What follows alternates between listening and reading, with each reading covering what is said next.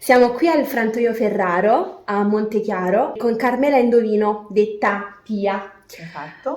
Iniziamo con questa domanda: come e quando nasce il frantoio? Il frantoio Ferraro nasce nel 1948. Praticamente ha iniziato col nonno di mio marito, quindi all'epoca era un frantoio tradizionale che si trovava in questo paesello che si chiama Montechiaro, dove tutti gli amici contadini, insomma, andavano a molire le olive.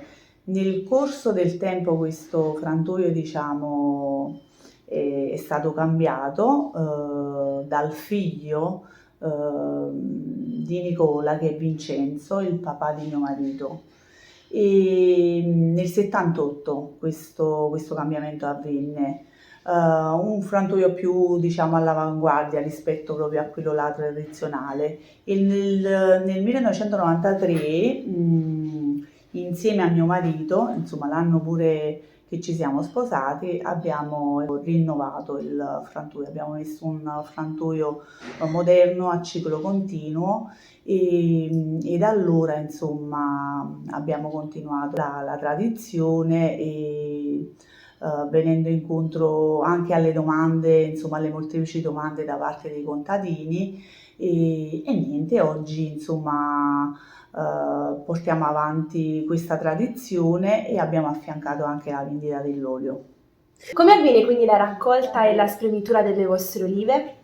La raccolta delle olive, diciamo, nel nostro territorio avviene a mano e anche attraverso procedimenti meccanici. Non so se conoscete gli scutitori, quelli là elettrici.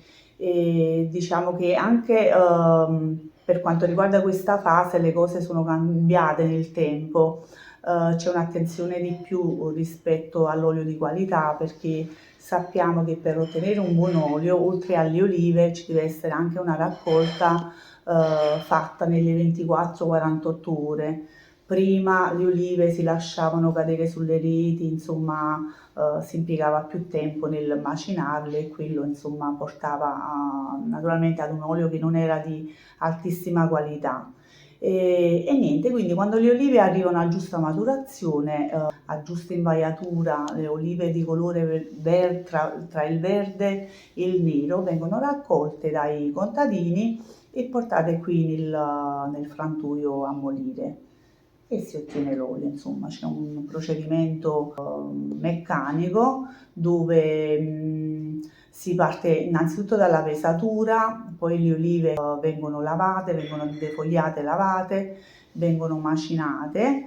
E poi noi abbiamo un sistema con la centrifuga, con estrazione a freddo, quindi questa pasta delle olive va nella centrifuga e dalla centrifuga si estrae l'olio e si estrae l'acqua e la sanza, che per noi è un rifiuto, e si ottiene così insomma il prodotto finale. C'è un periodo ovviamente preciso per la raccolta e poi tutta la Sì, lavorazione. il periodo generalmente va da ottobre a dicembre, dipende dalle annate, ma questo è il periodo diciamo ottimale.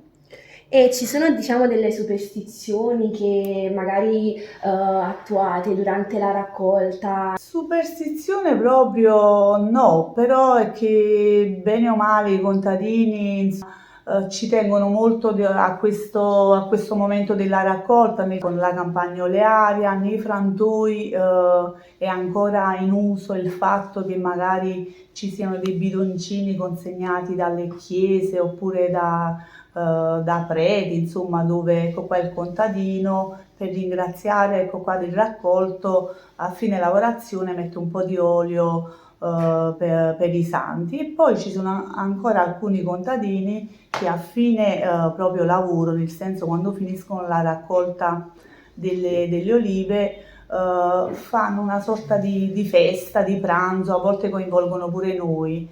La famosa, nel dialetto insomma si dice parmentata, insomma si festeggia proprio a conclusione del raccolto. Chi sceglie il suo frantoio? Il nostro frantoio lo scelgono Gli olivicoltori si ritengono, insomma, che noi rispondiamo alle loro esigenze, nel senso che diamo giusta fiducia. E generalmente sono persone ecco qua della zona, anche se negli ultimi anni provengono un po' da molteplici paesi, da Gragnano, da Lettere, da Ercolano, da Capri, da Sorrento, da Furore, quindi insomma diciamo che ci sta anche più una facilità. Devo raccogliere le olive, vado su internet, frantoio più vicino, magari ci sono anche recensioni e si sceglie. Come fa a capire quando un olio è buono?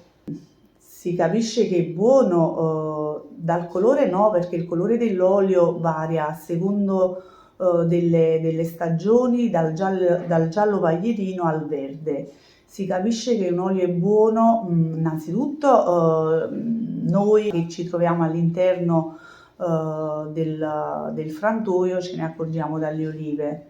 Ecco qua, se le olive sono invaiate, se le olive si moliscono entro 2 giorni e soprattutto all'assaggio, se l'olio risulta diciamo un amaro piccante abbastanza equilibrato e senza difetti, diciamo che un olio è buono. Poi noi in sede abbiamo degli strumenti dove ne misuriamo l'acidità e insomma si vede tramite i parametri se un olio è extravergine. Qual è quindi la differenza tra un olio extravergine e vergine?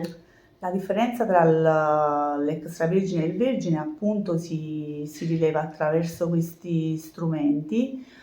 Se supera lo 0,8 di acidità è un olio vergine fino a 2 gradi. Se invece l'acidità è fino allo 0,8 è un olio extravergine. Cambiamo invece argomento. Cos'è per lei la dieta mediterranea? Qua pronuncio dieta mediterranea, per me l'olio cioè, la combino proprio con l'olio, quindi l'ingrediente principale che deve essere l'olio extravergine, che fortunatamente negli ultimi anni sta prendendo molta quota anche dai nutrizionisti, dai dietologi, dai dottori. Prima si faceva un po' di fatica, magari l'olio era sinonimo di grasso, ora si sta invece vedendo che è un olio vegetale, quindi non è un olio che fa male, come non è un grasso diciamo animale e quindi è fondamentale proprio nella dieta, al di là dei prodotti che si consumano. Come nasce invece il ristorante? Il nostro ristorante dal Patriarca nasce proprio dall'idea dell'olio. Nel corso del tempo sempre più richieste da parte un po' di stranieri che venivano ecco qua, a comprare l'olio, ad assaggiare l'olio e poi anche da persone del posto siamo partiti per degustazioni e poi avendo un giardino diciamo grande, piano piano, poco alla volta abbiamo formato questo ristorante che oggi insomma va bene, funziona, dove l'ingrediente principale appunto è l'olio. Noi in cucina friggiamo con l'olio extravergine. E quali sono quindi i piatti tipici e più gettonati? I nostri piatti tipici vanno dalle verdure dell'orto che coltiviamo a chilometro zero, ai primi piatti fatti comunque a mano dai nostri chef e dalla friggitoria in particolare dove utilizziamo appunto olio extravergine, quindi scegliamo prodotti di qualità abbinati all'olio di qualità, questo è il nostro forte.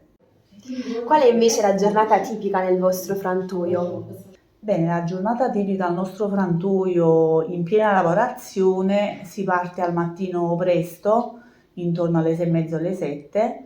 Arrivano gli olivicoltori con i propri mezzi a scaricare le olive, quindi come prima cosa ecco qua si scaricano le olive e parte la lavorazione.